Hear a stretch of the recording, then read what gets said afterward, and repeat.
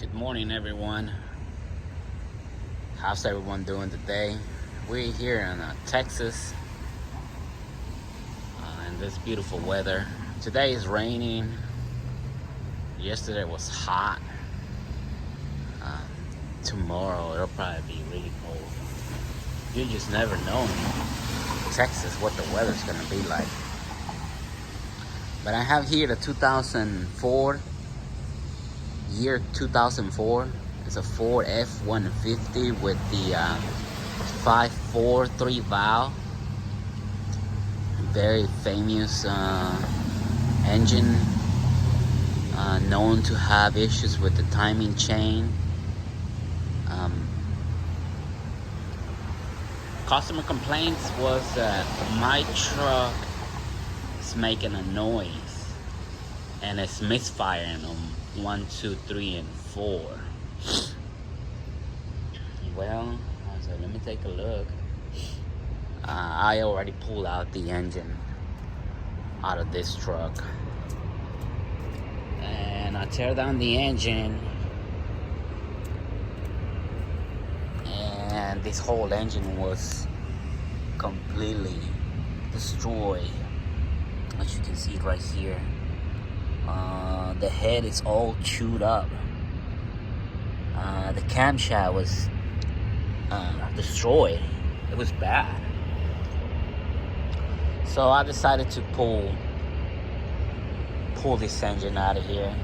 The customer didn't want to fix it, so I ended up buying the truck from him. And a lot of you probably already priced these used engines. They run about $2,000, $2,500. That's what they running about used. So they're kind of high. They're kind of expensive. Most people don't want to fix these trucks because it costs a lot of money to fix them, and the labor is kind of crazy too. So I already swapped it out. I put another engine. I wouldn't say a new engine, but a newer engine. And I just wanted to let you know, I want to give you a quick tip. This engine came out of a 2014 Ford Expedition. I don't trust those junkyard people. They always tell you that they got some good engines, and they'll sell you something that it's not even worth installing it. So what I did, I just went and bought the whole truck. I went and bought this 2014 Ford Expedition. It looks pretty bad. It rolled over. As you can see, it still got mud over here. This was pretty bad accident. It's got mud all over it. We pulled the engine and transmission, catalytic converters. We pulled everything out already. It's got some nice 20-inch tires I'm gonna install on the truck. But I just want you to look at it and you see it roll over. Because a lot of people may not know, but the 5.4 that came on the Expedition on the 2014, 2012, 2013, 2014, that's the last generation of the 5.4s, and it's actually a better built. So if you plan on doing something like this, I will highly recommend you to get a newer engine instead of trying to get a 2004 engine, which is the first generation, and that engine always gives you headaches. Even to do the spark plugs, they're just a pain in the rear. That's why I choose to get the 2014. I did the same thing with this truck a couple of years ago. I put a 2012 engine on this truck. This was the job. And this truck right here is not here for the engine, it's here for the transmission. The transmission went out recently. So I'm trying to, this is the second time actually that I install a newer engine on an old truck. That's 2007. Excuse me, that's 2004. And this is the second time the transmission goes out. So what I did this time, I'm trying to be prepared, and let me show you what I did this time. I pulled the transmission out of it while the engine was out, and I pulled the transmission out, and I got it all freshened up.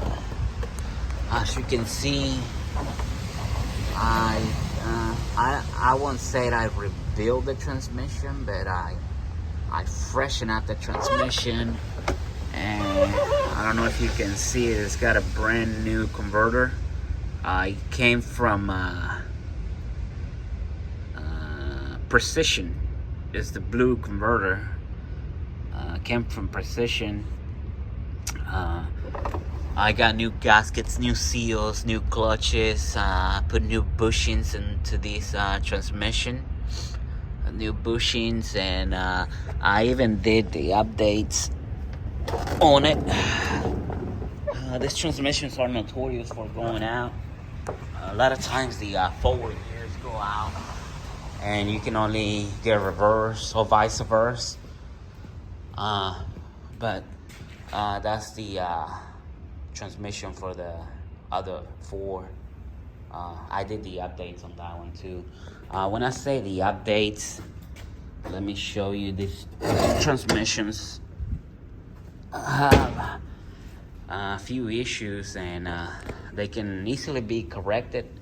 So what I did, I did the updates on that one to prevent it from going out.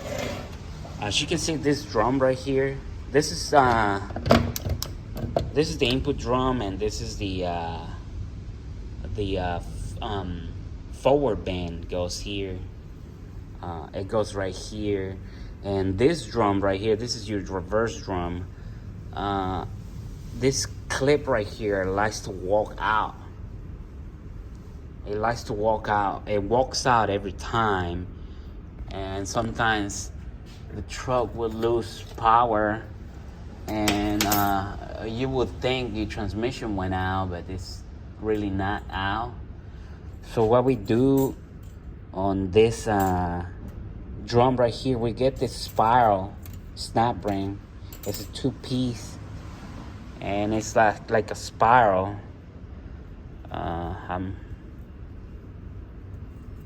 You see, and then we replace this snap ring with the spiral snap ring, and that'll take care of the problem. Another issue with this transmission is the servo pin. If you're wondering, this is the part number. I got it at the parts store. But this servo pin right here is an updated pin, and usually the board wears out in here. As you can see, it's got a little bit of plate, and once it starts wearing out, the pressure will start coming out through here, and it'll burn out your transmission. So what I'm doing is, this is the updated servo pin right here, and it comes with some O-rings. And you put this O-rings right here, and I put this O-ring right here, and this O-ring right here, and this is an extra washer. It'll have the servo sticking up a little farther in, that way it'll apply quicker. But if you do this, if you do the pin, And if you do the spiral, and I did some new clutches on that one, and I put some thicker clutches because usually on this drum it likes to blow out. If it's got too much play, it'll blow out the drum. As you can see right here, it blew out the drum. They tend, once you pull them out and inspect them, they do tend to break all the time. So that's something that you want to look. If you're seeing any cracks or damage to this drum, just go ahead and replace it, because it's gonna blow out. But just wanted to give you some quick tips on this 2004. Also, what I had to change on the engine, I had to change the intake. This is from the 2014 Ford Expedition, and I had to change the thermostat water outlet too. This is smaller in diameter, and the original is bigger in diameter. So those are the things that you have to replace in order to do the conversion from 2014 to 2004. And also there's this pipe. There's a couple of things that you have to change. I forgot to change this pipe right here. On the 2014, this pipe right here, on this year, the pipe is sticking out that way. On the 2014, it's just sticking out like this, and it's a shorter pipe, and I forgot to pull it out. But I got a solution. I fixed it. I got a solution. And also what I had to do is the oil filter housing, I had to replace it too. And the water pump on the 2014 engine does not have these threads. So I had to get a brand new water pump, oil filter housing. If you can, take that pipe out. If not, I mean, it can be easily fixed. I didn't even have to change the flywheel, the transmission bolt right on. I didn't have to change the manifolds either. Come on. So, but it's already in. We fixing to start it up. And I'm gonna make a second video and just let you know how everything went. But that's pretty much it. That's all the tips that I have for you in order to do this swap. If you like the content and if it's helpful for you, just let me know or put it on the comments. If you got any comments, put it on the comments, and like and subscribe. Thank you very much.